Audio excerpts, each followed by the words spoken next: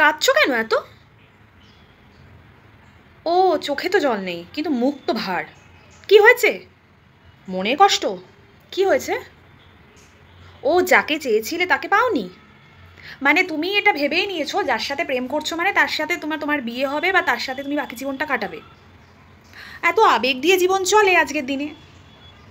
এত আবেগ দিয়ে সারা জীবন চালাতে পারবে? মানে তুমি ভেবেছিলে যার সাথে এখন প্রেম করছো মানে সে তোমার সাথে সারা জীবন থাকবে? এটা 2024। এটা মাথার মধ্যে নাও।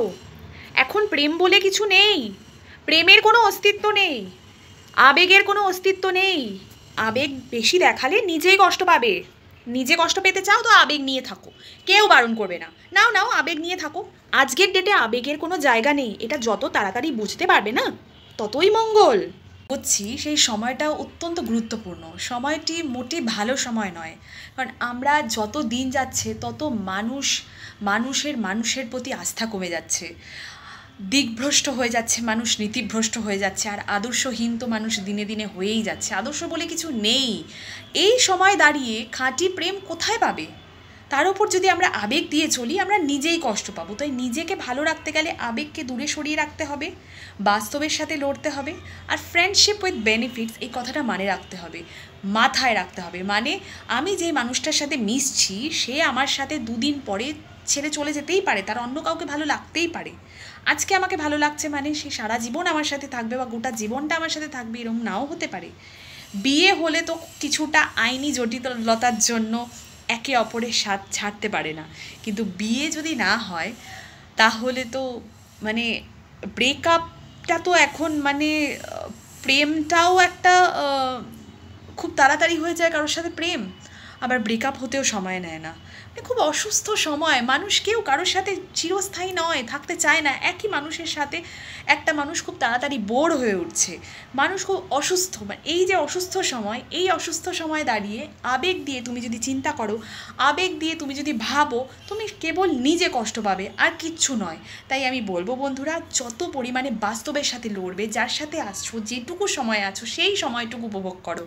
এটা ভেবো না যে ভবিষ্যৎ কী হবে, 6 মাস পরে কী হবে, 2 মাস পরে কী হবে, এসব ভাবার কোনো গল্পই নেই। মানে আজকের দিনে জীবনটা অনেকটা আইফোনের মতো হয়ে গেছে। আজকে আইফোন 5, কালকে 15, পরে আবার আসবে। মানে এই অ্যাডভান্স করে টাইম যত এগোচ্ছে তত অ্যাডভান্স কোয়ালিটির কিছু মানুষও আসবে, মন মানসিকতাও তোমাকে তার সাথে সাথে চেঞ্জ করতে হবে। আমি জানি এটা কঠিন, কিন্তু নিজেকে ভালো রাখার জন্য এটাই তোমাকে করতে হবে, এটাই বাস্তব। নিজেকে ভালো রাখতে গেলে না আবেগকে দূরে সরিয়ে বহু দূরে ঠেলে তারপর নিজেকে ভালো রাখতে পারবে।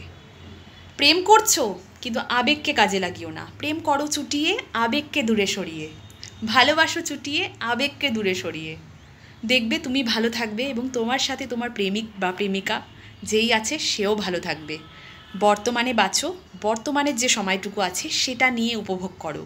ভবিষ্যতে কী হবে, 4 মাস পর কী হবে, 6 মাস পর কী হবে, এসব ভেবো না। এসব ভাবলে মানে যত চিন্তা করবে, যত ভাববে, সময় নষ্ট। বরং বর্তমান যে সময়টুকু আছে সেটা নিয়ে ভাবো। কারণ আমরা যে সময়টায় দাঁড়িয়ে আছি না, এটা একটা অসুস্থ সময়। এই সময়ে কোনো কিছু চিরস্থায়ী নয়। আজকে এটা হচ্ছে তো কালকে সেটা হচ্ছে, আইফোনের মতন চেঞ্জ হচ্ছে। আজকে আইফোন 5, কালকে 6, 15, 20। আমি তো জানিও না, কারণ আমি এত মেটেরিয়ালিস্টিক নই। কারণ সময়টা যেভাবে দ্রুতগতিতে এগোচ্ছে, মানুষের চিন্তা ভাবনা মন অনেক বেশি পরিমাণে এগোচ্ছে এবং পরিবর্তন হচ্ছে। মানুষ আজকে যাকে ভালো লাগছে কালকে তাকে নাও ভালো লাগতে পারে। আজকে তোমাকে এটা ভালো লাগছে মানে কালকেও তোমাকে ভালো লাগবে, এরকম কোনো কারণ নেই। বর্তমান সময়টাতে বাঁচতে হবে। তাই আমরা পরিণত হচ্ছি না এমন একটা যন্ত্রে পরিণত হচ্ছি, লাইক আবেগহীন স্বার্থপর যন্ত্রে পরিণত হচ্ছি। তার নামও মানুষ, তার মধ্যেও মান আর হুঁশটা রেখে আমাদেরকে চলতে হবে, নাহলে তো আমরা বাঁচবো না।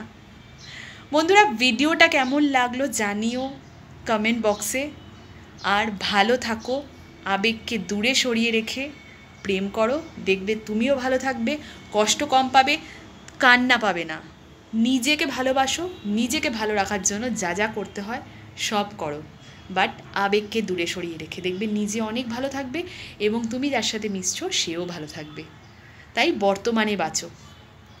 ভিডিওটা ভালো লাগলে কমেন্ট করো, শেয়ার করো আর অনেক অনেক লাইক করো। Thank you.